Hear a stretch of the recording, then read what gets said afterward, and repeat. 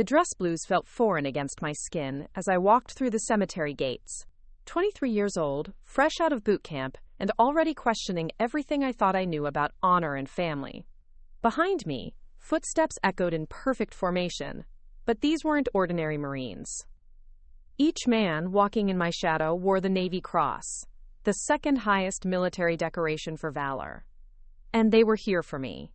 The kid my own father called just another grunt who'd never amount to anything. I'd love to know which corner of the globe you're watching from. And if this story speaks to you, make sure to subscribe. Tomorrow's video is one you absolutely can't miss. The morning I left for Paris Island, my father didn't even look up from his newspaper. Marcus Hendricks sat at the kitchen table in our cramped Denver apartment, coffee growing cold beside yesterday's sports section, completely ignoring the fact that his youngest son was about to leave for Marine Corps boot camp. "Dad, I'm heading out now," I said, a duffel bag slung over my shoulder, hoping for some acknowledgement, maybe even a handshake. He finally glanced up, his weathered face showing nothing but disappointment. Another Hendricks boy thinking he's gonna be some kind of hero. "Your brother Jake tried the same thing with the Army. Look how that turned out." My older brother Jake had been discharged after 2 years for disciplinary issues, something my father never let me forget. "This is different, Dad. I'm different." "Different," he laughed, a harsh sound that cut through the morning silence. "Son, you barely made it through high school. You think the Marines are going to make something special out of you? You're going to be what you've always been, a grunt, just another body they'll use up and throw away." My mother, Sarah, emerged from the bedroom, still in her work uniform from the night shift at the hospital. She'd been pulling double shifts as a nurse's aide ever since Dad got laid off from the construction company 6 months earlier. The dark circles under her eyes told the story of a woman carrying too much weight. "Marcus, don't," she said quietly, placing a gentle hand on my shoulder. "Tommy's trying to make something of himself." "Making something of himself?" Dad stood up, his chair scraping against the linoleum floor. "The boy's running away, Sarah, just like his brother. Too lazy for college, too scared for real work, so he signs up to let Uncle Sam tell him what to do for 4 years." The words stung because part of me wondered if he was right. I hadn't been the best student, barely scraping by with a 2.1 GPA. I'd bounced between part-time jobs since graduation, grocery store bagger, pizza delivery, movie theater cleanup crew. Nothing stuck, nothing felt right. But the Marines felt different. The recruiter, Staff Sergeant Rodriguez, had seen something in me during that first meeting at the strip mall recruiting office. He talked about brotherhood, purpose, becoming part of something bigger than yourself. When I signed those papers, I felt like I was finally moving towards something instead of just drifting. "I'm not running away," I said, trying to keep my voice steady. "I'm running towards something." Dad shook his head and sat back down, already dismissing me. "Call it whatever helps you sleep at night, Tommy. But when you come crawling back here in a few months, don't expect me to act surprised." The taxi honked outside. Mom walked me to the door, pressing a folded $20 bill into my hand. "Don't listen to him," she whispered. "He's scared. When you were born, he used to talk about all the things you'd accomplish. But life wore him down, made him afraid to hope." "I won't let you down, Mom." She smiled, but her eyes were already wet. "You never have, sweetheart. Not once." The ride to the airport was quiet. The taxi driver, an older Vietnamese man named Duke, caught my eye in the rearview mirror. "Military?" he asked, nodding toward my paperwork. "Marines," I replied. He nodded approvingly. "Good, very good. I served in the Vietnamese Navy before coming here. The military teaches you who you really are inside. The family sometimes cannot see this, but the military will show you." His words stayed with me through the flight to South Carolina, through the terrifying first days at Paris Island, where drill instructor Gunnery Sergeant Williams seemed determined to break every recruit in our platoon. The physical training was brutal. Endless hours of push-ups, pull-ups, and runs through the humid Carolina heat. But the mental challenge was harder. "You think you're special, recruit?" Gunny Williams would scream in our faces. "You think Mommy and Daddy's little opinions matter here? They don't! The only thing that matters is the Marine to your left and the Marine to your right." Quote. 3 weeks in, during a particularly grueling exercise, I found myself thinking about Dad's words. Maybe I was just another grunt. maybe I wouldn't amount to anything. The doubt crept in during the dark hours before dawn, when exhaustion made everything seem impossible. That's when I met Private First Class Derek Morrison. Derek was 2 weeks ahead of us in training, but he'd been held back due to a leg injury during a field exercise. While we were struggling through basic marksmanship, Derek was in the medical rehabilitation program, working to get back to full duty. But every evening, after his own training was done, he'd show up at our barracks. "Mind if I give you some pointers?" he asked one night, watching me struggle with the proper stance for rifle shooting. Derek was from a small town in Montana, the son of a career Marine who'd served 3 tours in Iraq. But unlike my father's dismissive attitude, Derek talked about service with genuine respect and understanding. "My dad always said the Marines don't make you into something you're not," Derek explained as we worked on my shooting form. "They just strip away all the stuff that's not really you, until what's left is who you were meant to be all along." "What if there's nothing left?" I asked, voicing the fear that had been eating at me since that morning in Denver. Derek looked at me seriously. "Then you wouldn't have made it this far. Trust me, the guys who don't have it inside them, they're gone by week 2. The fact that you're still here, still fighting, still getting up every morning when Gunny starts screaming, that tells me everything I need to know about who you really are." Over the next few weeks, Derek became something I'd never had before, a mentor who actually believed in me. He'd grown up in a military family where service was honored, not dismissed, where doing your best was expected, not mocked, where failure was seen as an opportunity to learn, not confirmation of worthlessness. "You know what the difference is between a grunt and a Marine?" Derek asked one evening as we cleaned our rifles after a long day on the range. "What?" "Nothing. Grunt is just what Marines call each other. It's not an insult. It's recognition. We're the ones who do the hard work, who carry the heavy load, who get things done when nobody else can. Your father called you a grunt like it was a bad thing, but he doesn't understand what that word really means."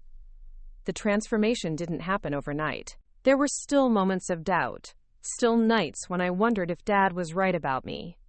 But gradually, something shifted. The morning runs became easier. My shooting scores improved. Most importantly, I started to see myself differently. The night before graduation, Derek found me sitting outside the barracks, looking up at the stars. "Nervous about going home?" he asked. "Yeah," I admitted.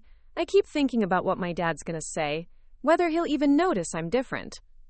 Derek sat down beside me. "Can I tell you something? When I graduated boot camp, my dad was in the front row, crying like a baby. But you know what he told me afterward? He said he wasn't crying because I'd become a Marine. He was crying because he finally saw who I'd always been inside, just waiting for the chance to come out. My dad won't be there tomorrow. I know, but that doesn't change what you've accomplished here. And Tommy?" Derek looked at me seriously. "This is just the beginning. Boot camp taught you that you're stronger than you thought. But your real test is still coming. And when it does, you're going to find out that being a grunt, being the guy who steps up when things get tough, that's exactly what the world needs." As I walked across that parade deck the next day, receiving my Eagle, Globe, and Anchor, I thought about Dad's words from 3 months earlier. Maybe I was just a grunt, but for the first time in my life, that felt like something to be proud of.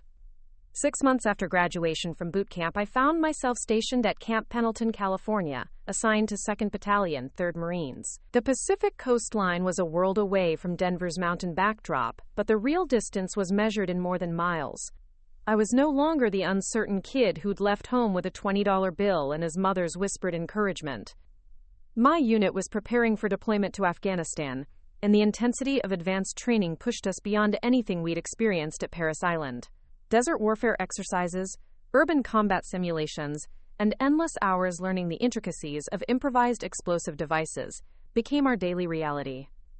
My squad leader was Sergeant First Class Anthony Carver, a veteran of 2 previous deployments who had a reputation for bringing his Marines home alive. Unlike the drill instructors at boot camp who used intimidation as a teaching tool, Carver operated with quiet competence and unwavering standards. "Hendricks?" he called out, after a particularly challenging live-fire exercise. "Walk with me." We headed toward the mess hall. the California sun beating down on the concrete pathways between barracks. Other Marines moved with purpose around us, some heading to chow, others to equipment maintenance, all part of the carefully orchestrated preparation for combat. "You've been writing letters home?" Carver asked. "A lot of love and effort went into bringing this story to life. If you're enjoying it, we'd be so grateful if you'd subscribe to our channel. Now, back to where we left off." "Yes, Sergeant, every week to my mom." "What about your father?" I hesitated. The truth was, I'd written Dad 3 letters since leaving for boot camp. None had been answered. Mom's letters mentioned that he'd asked about my training once or twice, but always in passing, never directly. "He's not much of a letter writer, Sergeant." Carver stopped walking and faced me. "I grew up in Detroit. My old man worked the assembly line at Ford for 37 years. When I enlisted, he told me I was throwing my life away, that college deferments were for smart kids and the military was for everyone else." Did he change his mind? Eventually. But not because of anything I did. Changed because he started paying attention to who I became, not who he thought I was supposed to be. Carver resumed walking. "Point is, some people need more evidence than others. Your job isn't to convince him, it's to become the kind of Marine who doesn't need anyone else's approval." That evening, I called home from the base phone center. Mom answered after 2 rings, her voice bright with genuine happiness at hearing from me. "Tommy, how are you, sweetheart? Are you eating enough? You sound different. Stronger somehow."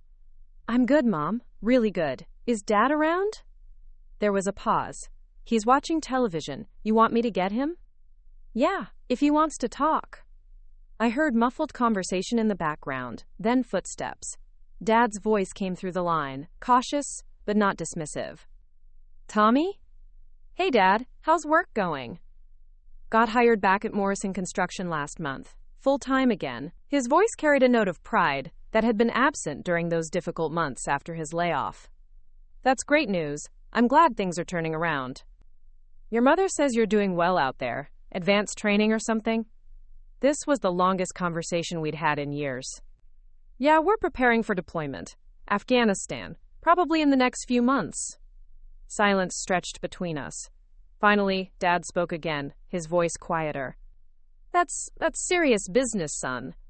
"I know, but I'm ready. My unit is solid, and we've been training hard." "Tommy, He paused, and I could almost see him struggling with words. "I want you to know that I'm proud that you stuck with it. Boot camp and all." Quote. The admission hung in the air between us.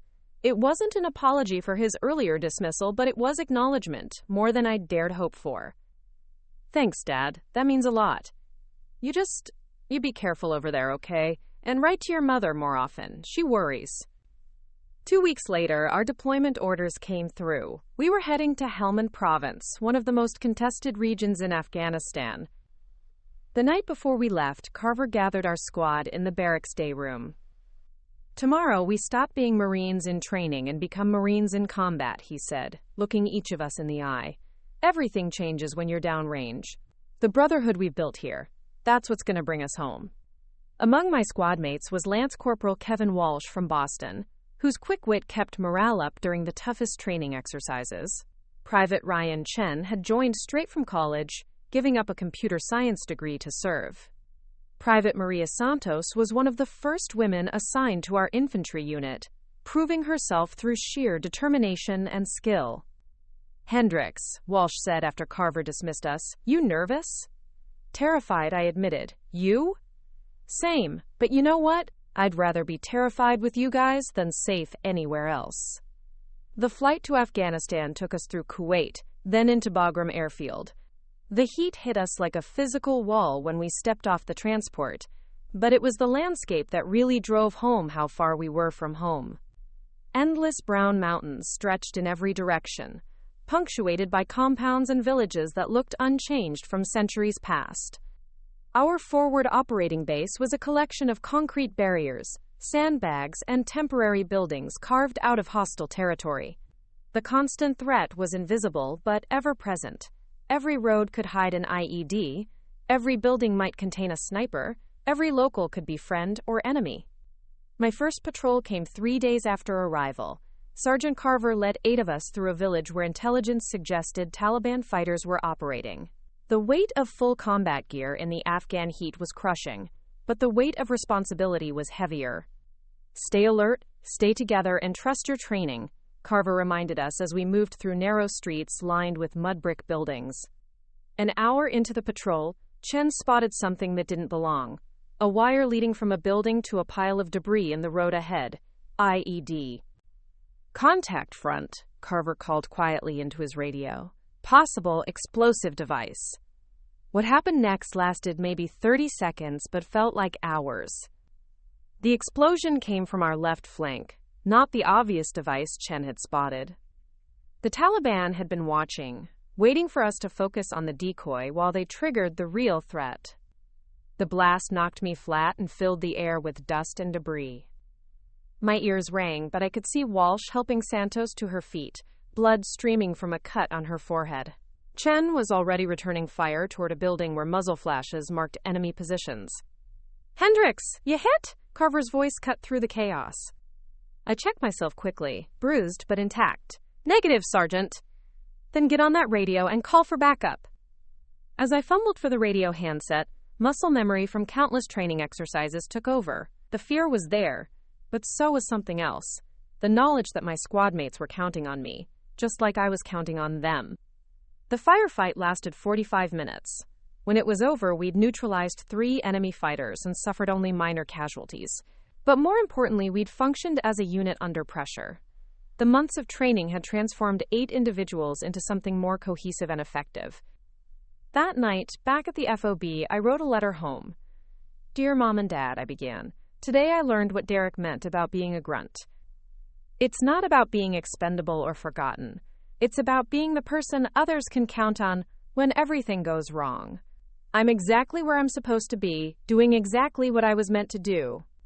I sealed the letter and handed it to the mail clerk, knowing that somewhere in Denver, my parents would read about their son becoming the man they'd always hoped he could be, even if one of them had forgotten how to hope.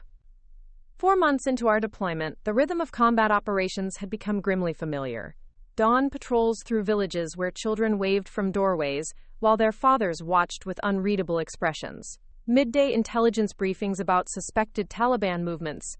Evening maintenance of equipment that could mean the difference between life and death. But nothing had prepared us for Operation Sledgehammer. The mission briefing took place in a sweltering command tent where Major Patricia Rodriguez outlined our objectives.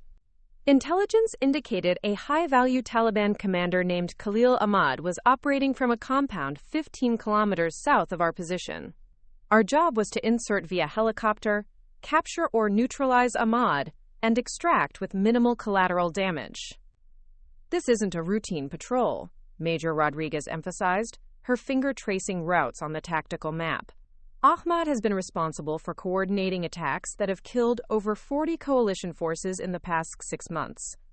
He's also got experience fighting the Soviets back in the 80s, so don't expect him to make this easy."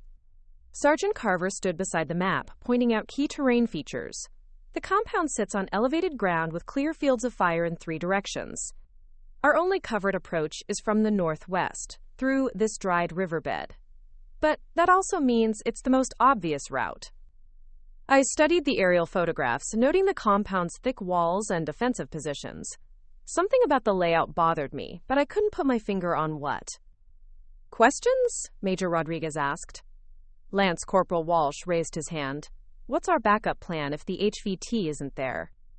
"Search the compound thoroughly, gather intelligence and withdraw, but all indicators suggest Ahmad is present. This is our best shot at taking him out of the fight."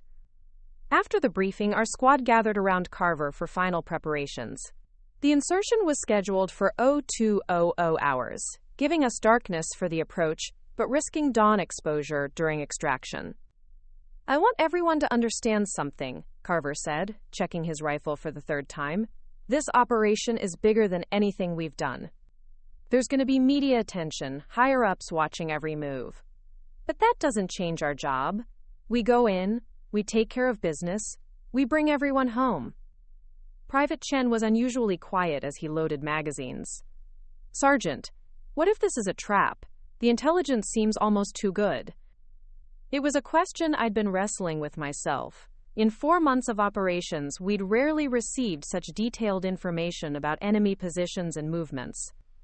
Could be, Carver acknowledged. That's why we're going in ready for anything. Trust your training, watch each other's backs, and adapt to whatever we find. The helicopter insertion went smoothly. 2 UH-60 Blackhawks deposited 20 Marines in a landing zone, 3 kilometers from the target compound, then disappeared into the night sky. The silence that followed was absolute. No birds, no insects, just the sound of our own breathing and equipment. We moved through the dried riverbed exactly as planned, using night vision to navigate the rocky terrain. The compound appeared ahead of us, a dark rectangle against a slightly less dark sky. No lights visible, no movement on the walls. That's when I realized what had been bothering me about the aerial photos. "Sergeant," I whispered into my headset, "something's wrong with the compound." "What do you mean?" "The defensive positions. They're not facing outward toward likely avenues of approach. They're facing inward, toward the courtyard." Carver held up his fist, stopping the patrol. Through my night vision, I could see him studying the compound silhouette. "You're right," he said finally. "This isn't a defensive position. It's a prison."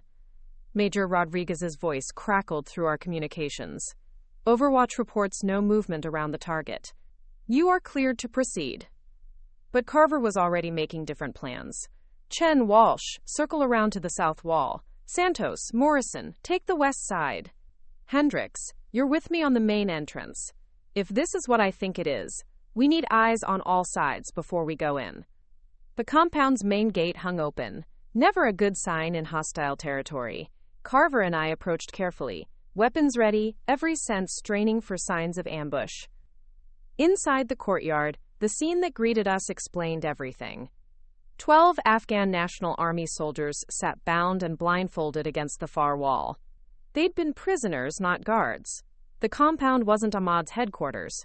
It was his interrogation center. "We've got hostages," Carver reported quietly. 12 ANA personnel, alive but restrained. "Copy that. What's your assessment of enemy strength?" Before Carver could answer, automatic weapons fire erupted from the surrounding hills.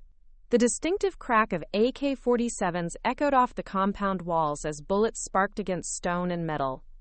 "Contact on all sides." Walsh's voice came through the radio. "We're taking fire from elevated positions." The trap was perfectly executed. Ahmad had leaked intelligence about his location, knowing coalition forces would respond. But instead of waiting to be attacked, he'd positioned fighters in the hills around the compound, turning our rescue mission into a killing field. "Hendricks, get those hostages untied," Carver ordered, returning fire toward muzzle flashes in the darkness. "Everyone else, find cover and return fire." I sprinted across the courtyard as bullets whined overhead, reaching the bound ANA soldiers just as one of them looked up at me with desperate eyes. "American?" he asked in accented English. "Yes, we're getting you out of here." Working frantically with my combat knife, I cut through rope and plastic zip ties while my squadmates fought to keep the enemy at bay. The Afghan soldiers were weak from captivity, but immediately began helping their comrades once freed. "Can any of you fight?" I asked the English-speaking soldier whose name tape read Hassan. "Yes, but we have no weapons." "Sergeant," I called Carver, "the ANA guys can fight if we can arm them." "There's a weapons cache in the northwest building." Hassan pointed toward a stone structure across the courtyard. "Taliban stored captured equipment there." The run to the weapons cache was the longest 30 seconds of my life. Bullets kicked up dust around my feet as I sprinted through the killing field, diving through the doorway just as a burst of automatic fire chewed chunks from the doorframe. Inside, I found an arsenal of captured coalition weapons, M4 carbines, SAW machine guns, even an M240 medium machine gun with boxes of ammunition. I began passing weapons through the window to the freed ANA soldiers. "Hassan, can you operate American weapons?" "Trained by your Marines 2 years ago," he replied, expertly checking the action on an M4. "These are my weapons they stole." With the additional firepower from 12 Afghan soldiers, our tactical situation improved dramatically. But we were still surrounded, outnumbered, and facing an enemy who had chosen the terrain. Major Rodriguez, this is Carver. We need immediate extraction. Target was not present. This was a trap. We have 12 rescued ANA personnel and are under heavy fire from multiple positions. Roger. Be advised, extraction helicopters are 20 minutes out. Can you hold position? 20 minutes might as well have been 20 hours. Our ammunition wouldn't last half that long against sustained enemy fire. That's when Hassan approached me with information that changed everything. The Taliban commander, he is still here, Hassan said, pointing toward a building on the hillside above us.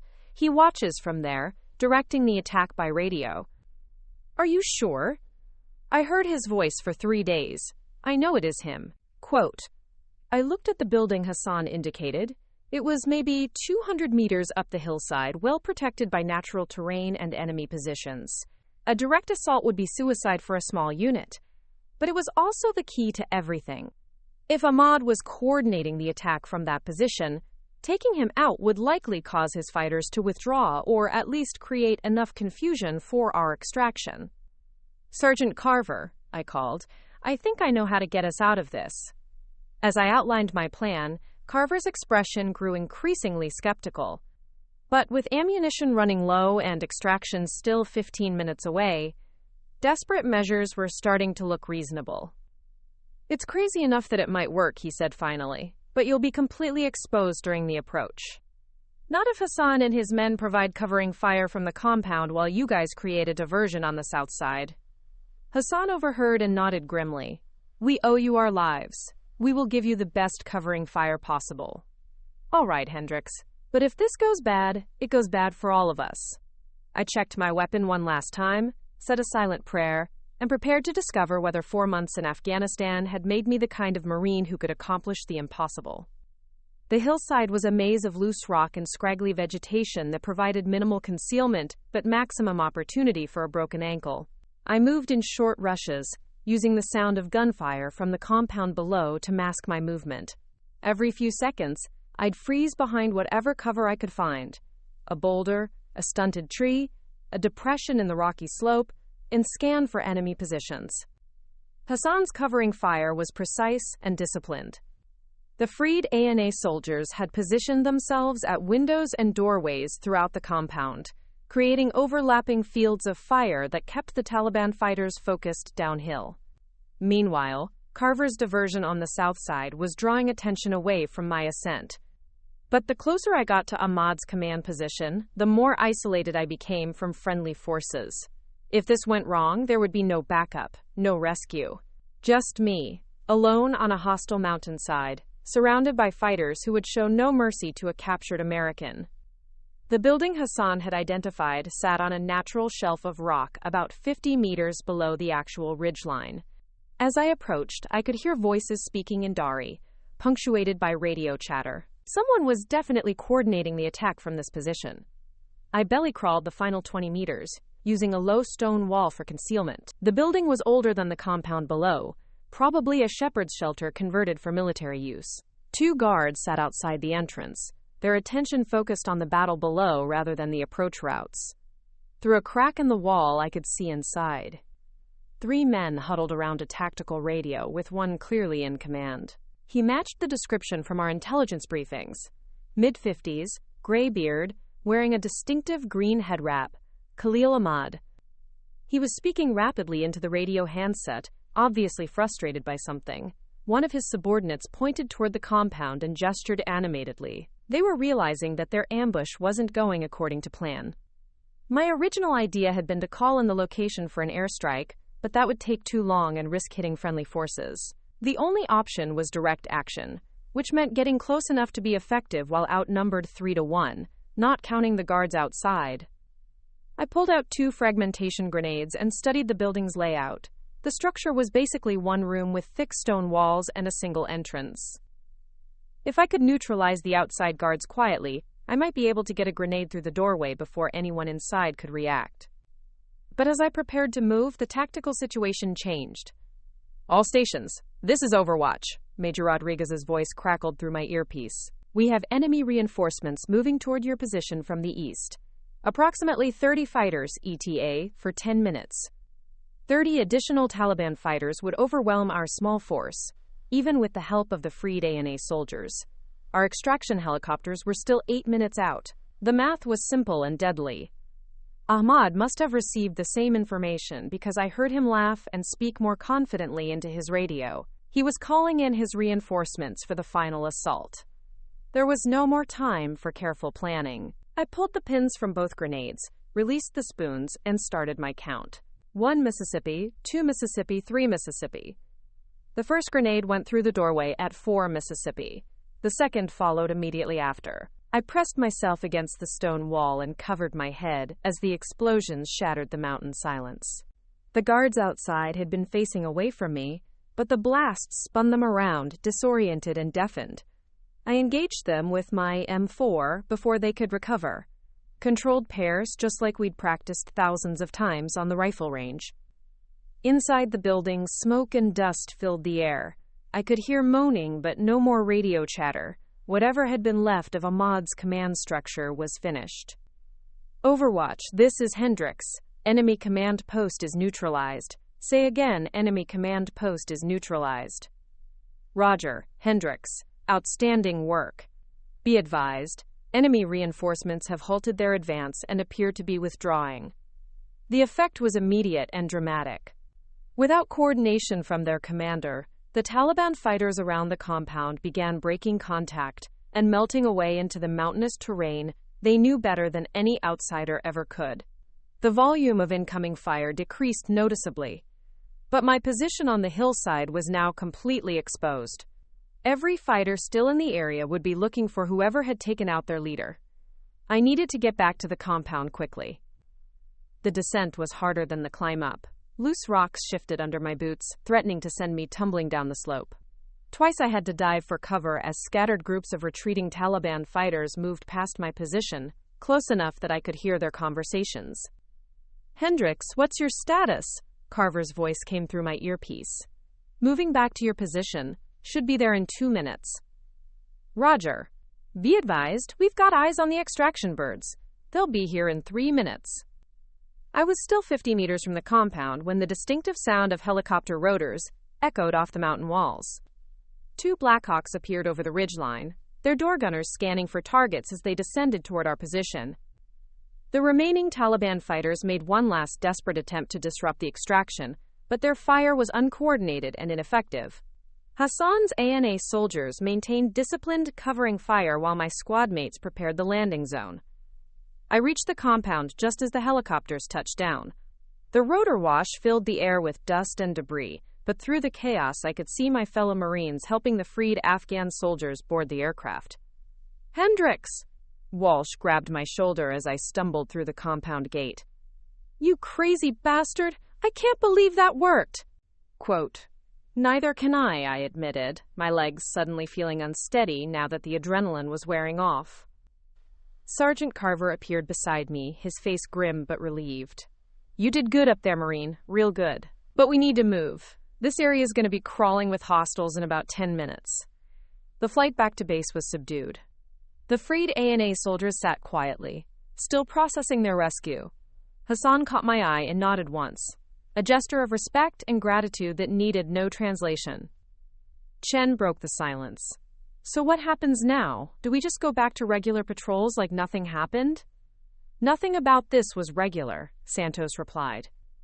Taking out a high-value target, rescuing 12 prisoners, surviving a coordinated ambush. That's not everyday stuff. She was right, but I wasn't thinking about commendations or recognition.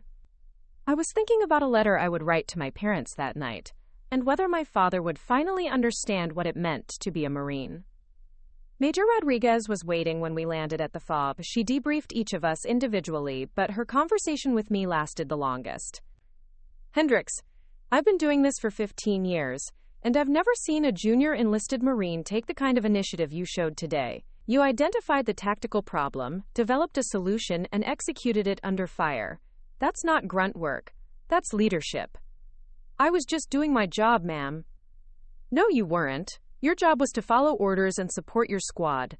What you did was think strategically and act decisively when the situation demanded it. That's something else entirely. That evening, I sat in my bunk trying to process everything that had happened. Walsh was cleaning his rifle for the third time, a nervous habit he'd developed after firefights. Chen was reading a letter from his girlfriend back home. Santos was writing in her journal. "Hey, Hendricks," Walsh said without looking up from his weapon. "You realize what you did today is going to follow you for the rest of your career, right?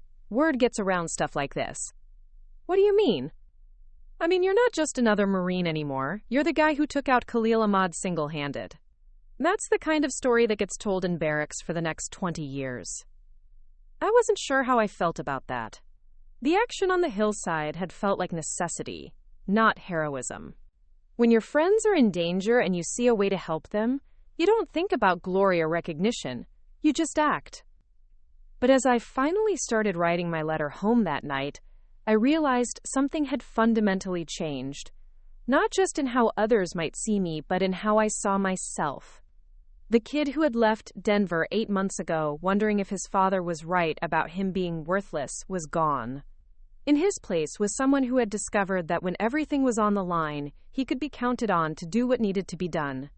"Dear Mom and Dad," I wrote. "Today I learned something about being a grunt that I never understood before. It's not about being expendable or forgotten. It's about being the person who stands up when everyone else is depending on you to get it right. I hope that when I come home, you'll be able to see who I've become."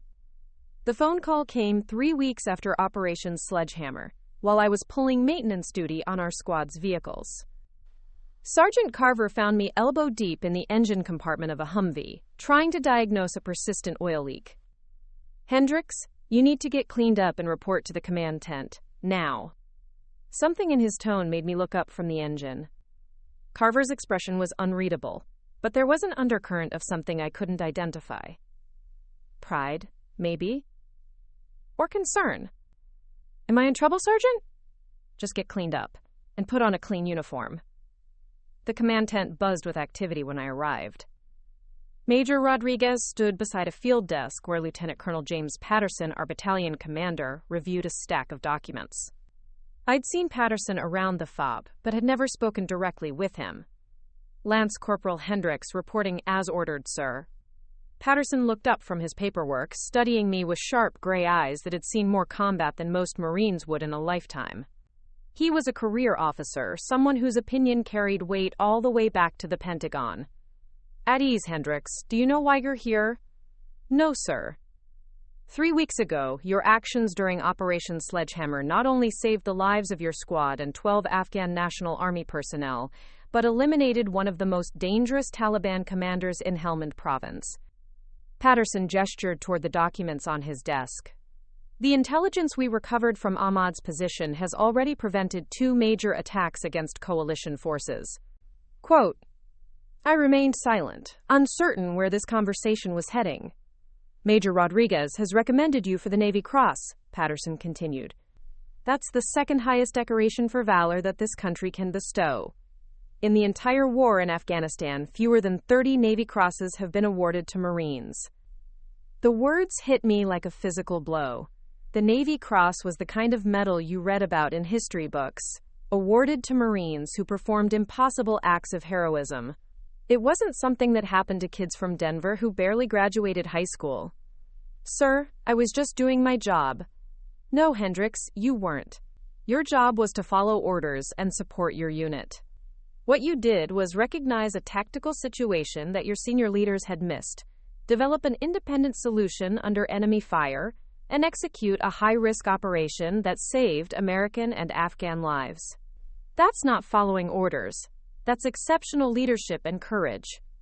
Major Rodriguez stepped forward, holding a manila folder. "The recommendation has already been endorsed by regiment and division. It's going to Marine Corps headquarters for final approval, but barring any complications, you'll be receiving the Navy Cross." "There's something else," Patterson added. "Your story has gotten attention back home.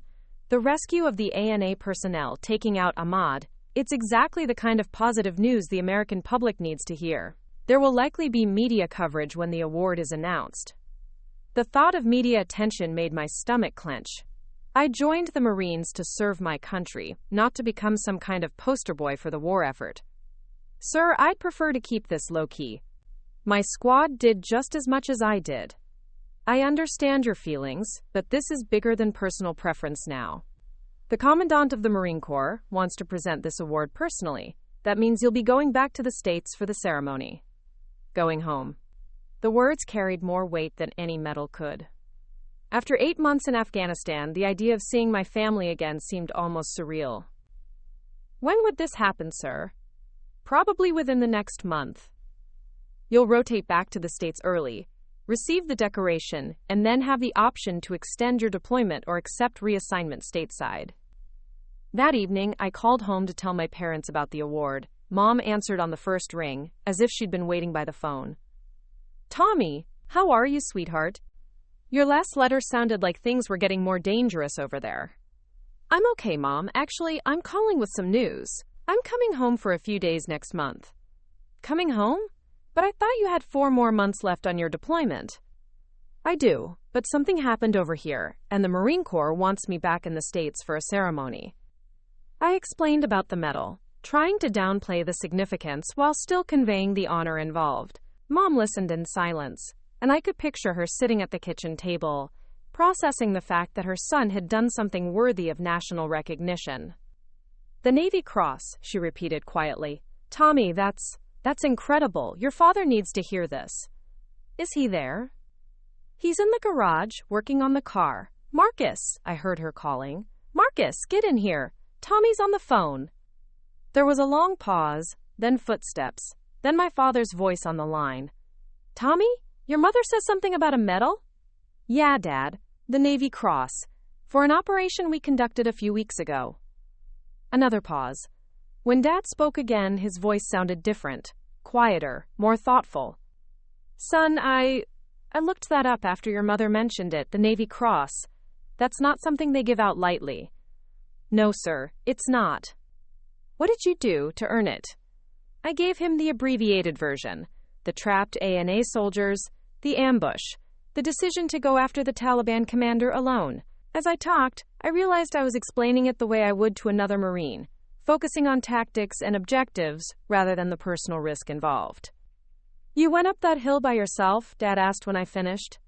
It was the only way to break up their attack. My squad was running low on ammunition, and we had reinforcements coming that would have overrun our position. Jesus, Tommy. His voice was barely above a whisper. You could have been killed. Dad, we were all going to be killed if I didn't do something. That's what Marines do. We take care of each other. The line was quiet for a long moment. Finally, Dad spoke again. When you come home for this ceremony, I want to be there. Your mother, too. We want to see you receive this medal. You don't have to. Yes, we do. I owe you an apology, son. A big one. And I want to be there when the Commandant of the Marine Corps tells the world what I should have known all along, that you're a hero. The word hung in the air between us. Hero. It wasn't how I saw myself, and I wasn't sure it ever would be. But hearing it from my father, after all the years of being called worthless, felt like something important had shifted between us. I'm proud of you, Tommy, Dad continued. I should have said that a long time ago, but I'm saying it now. I'm proud of the man you've become. After I hung up, I sat outside my barracks tent, looking up at the Afghan stars and thinking about the strange turns life can take. 8 months ago, I'd been a high school graduate with no direction and a father who saw no potential in me. Now I was coming home as a decorated Marine, with my parents planning to watch me receive one of the highest honors the military can bestow. Walsh found me there an hour later, returning from his shift at the radio watch. Heard about the Navy Cross, he said, sitting down beside me. That's huge, man. Congratulations. Thanks. Still doesn't feel real. You know what the best part is? When you go back home for that ceremony, you're not going back as Tommy Hendricks, who barely graduated high school. You're going back as Lance Corporal Hendricks, Navy Cross recipient. That's going to change how everyone sees you. I don't care how everyone sees me. I only care about how my family sees me. Fair enough. But Tommy, you've already changed how they see you. The medal is just going to make it official. 2 days later, I received orders to report to Marine Corps Base Quantico for the awards ceremony. As I packed my dress blue uniform and prepared for the journey home, I thought about Derek Morrison's words from boot camp about becoming who you were always meant to be. Maybe he was right. Maybe the scared kid who'd left Denver with $20 and his mother's blessing had always carried the potential to be something more. Maybe it just took the right circumstances and the right brothers standing beside him to bring that potential to the surface. The flight back to the United States would take me away from the war, but it would also take me towards something I'd been seeking my entire life. The knowledge that when everything was on the line, I was exactly the kind of person others could count on to do what needed to be done. The dress blues felt different this time, not foreign like they had during that first ceremony at boot camp, but weighted with significance I was still learning to understand. I stood in the mirror of my temporary quarters at Marine Corps Base Quantico, adjusting the ribbons above my left breast pocket. Tomorrow, there would be one more. A small piece of cloth and metal that represented the most important moment of my military career. My parents had arrived that morning, flying in from Denver on their first airplane trip together in 15 years. Seeing them in the base guest quarters, Mom clutching Dad's arm as they tried to navigate the unfamiliar military environment, reminded me how far I'd traveled from that cramped apartment where Dad had dismissed me as just another grunt. The knock on my door interrupted my thoughts. Staff Sergeant Michael Torres stood in the hallway, his own dress blues immaculate, his bearing suggesting years of experience I was only beginning to acquire. "Lance Corporal Hendricks? I'm with protocol. Mind if I come in?" "Of course, Staff Sergeant." Torres entered and closed the door behind him. "Tomorrow's ceremony is going to be different from what you might expect. The Commandant specifically requested certain modifications to the standard format." "What kind of modifications?" "Are you familiar with the tradition of honor guards?" I nodded. "Senior Marines who escort award recipients during ceremonies." "That's correct, but tomorrow your honor guard won't be senior Marines from Quantico. The Commandant has arranged for something unprecedented." Torres paused, as if weighing his words carefully. "Your honor guard will consist entirely of living Navy Cross recipients." The statement hit me like a physical blow. "Staff Sergeant, I don't understand." 6 Marines, each a recipient of the Navy Cross, have volunteered to serve as your honor guard tomorrow. Men who have performed acts of valor similar to yours, spanning conflicts from Vietnam to Iraq. They requested the honor of escorting you during the ceremony. My legs felt unsteady. Why would they do that? Because what you did in Afghanistan represents the finest traditions of the Marine Corps. These men recognize that, and they want to welcome you into a very exclusive brotherhood. Torres handed me a folder. "Here are their service records. I thought you might want to read about them before tomorrow." After Torres left, I opened the folder with trembling hands. The first file belonged to Master Sergeant Robert Chin, no relation to my squad mate Ryan, who had earned his Navy Cross in Vietnam for single-handedly destroying 3 enemy bunkers while wounded, saving his surrounded platoon. The second was Gunnery Sergeant Patricia Williams, the first woman to receive the Navy Cross, awarded for her actions during the initial invasion of Iraq when she led a rescue mission through enemy lines to extract wounded Marines from a destroyed convoy. Each file told a story of impossible courage under fire. Staff Sergeant David Martinez had earned his medal in Fallujah, charging through machine gun fire to reach wounded civilians caught in crossfire. Sergeant Major John Thompson's Navy Cross came from Somalia, where he had held off attacking militia for 6 hours while protecting a helicopter crash site. The fifth file belonged to Colonel James Harrison, whose actions in Iraq involved coordinating the defense of a forward operating base against overwhelming enemy forces. The final member of my honor guard was Master Sergeant Timothy Brooks, who had earned his decoration for actions remarkably similar to mine. A solo assault on an enemy command post that broke up a coordinated attack. As I read their citations, the weight of tomorrow's ceremony became almost overwhelming. These weren't just decorated Marines. They were legends, men and women whose stories were taught in military schools and remembered in barracks around the world. And they had volunteered to serve as my honor guard. The phone rang, interrupting my study of the files. Mom's voice came through the receiver, excited but nervous. "Tommy, we just had dinner at the base restaurant. Everyone here is talking about tomorrow's ceremony. A colonel at the next table said it's going to be covered by national television." Yeah, Mom, the Marine Corps Public Affairs Office mentioned that. Your father wants to talk to you. There was a pause, then Dad's voice. Son, I've been thinking about what I want to say to you tomorrow, after the ceremony. I've been thinking about it for weeks, actually. You don't have to say anything, Dad. Yes, I do. I've spent too many years not saying things that needed to be said. His voice carried a weight I'd never heard before. When you were growing up, I was scared. Scared that life would disappoint you the way it disappointed me. So I tried to protect you by lowering your expectations, making you think small so you wouldn't get hurt when things didn't work out. Dad, let me finish. I was wrong, Tommy. I was so busy being afraid of your failures that I couldn't see your potential. I called you a grunt like it was something shameful, but I didn't understand what that word really meant. Through the phone, I could hear him take a shaky breath. Tomorrow, when they put that medal around your neck, I'm going to be watching my son receive one of the highest honors this country can give. And I'm going to remember that the young man standing up there became a hero, not in spite of being a grunt, but because of it. Because grunts are the ones who do the hard jobs, who take care of their brothers, who stand up when everyone else is counting on them. I love you, Dad. I love you too, son, more than I ever knew how to show you. The next morning it dawned clear and cold. I stood in formation outside the Quantico parade grounds, waiting for the ceremony to begin.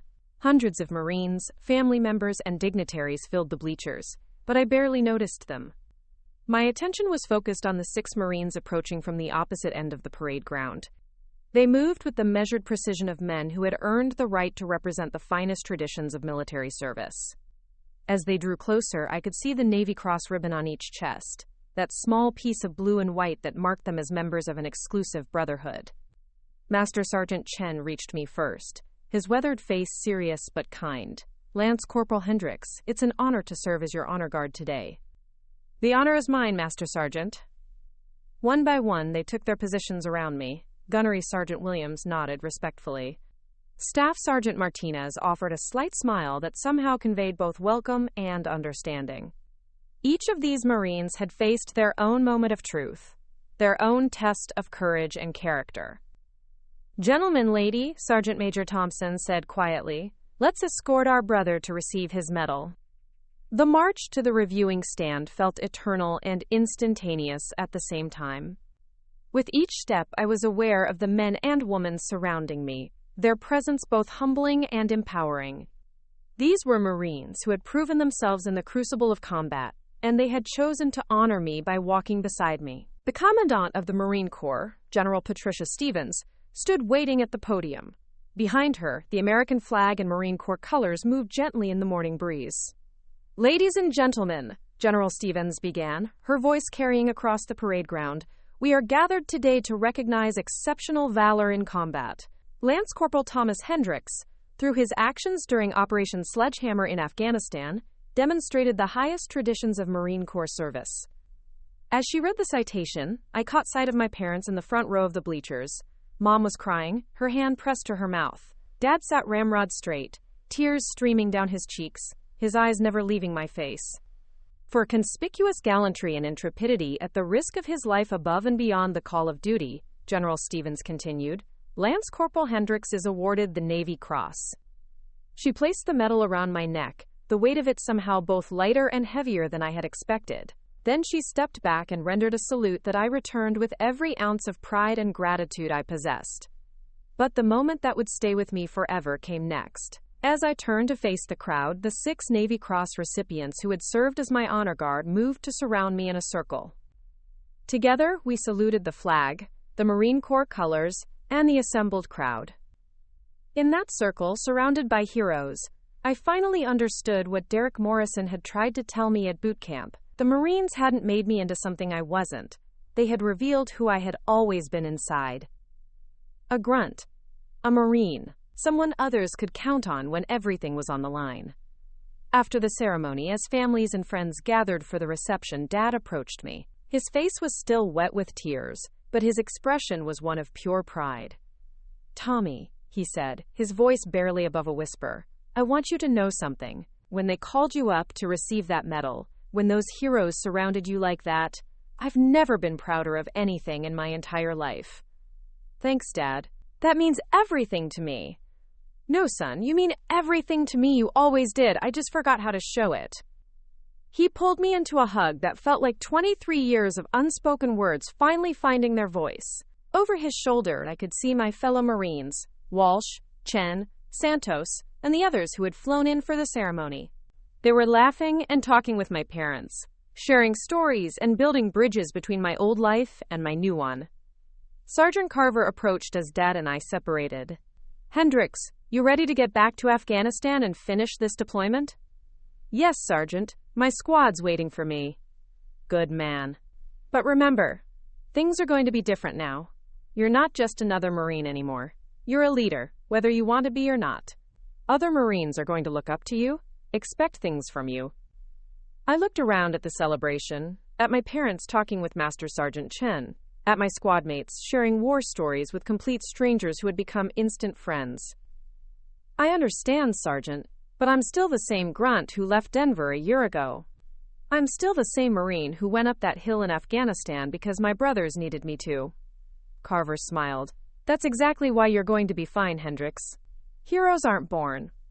They're revealed. And today, the whole world got to see who you really are.